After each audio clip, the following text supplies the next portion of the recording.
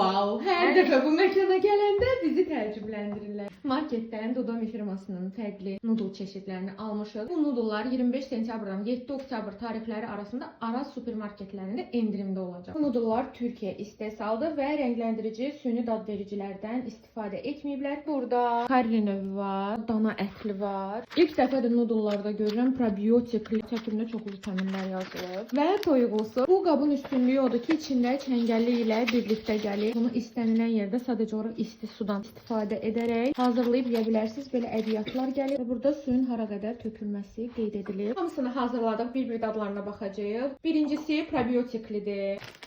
Bunun tərkibində heç bir ətdən istifadə olunmayıb, yalnız tərəvəzlərdir.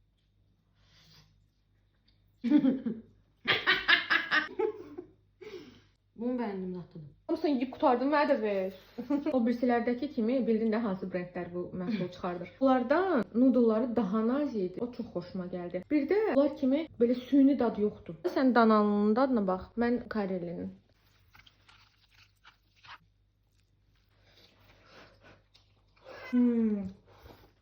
Çox dadlıdır. Mənimki də. Karri super.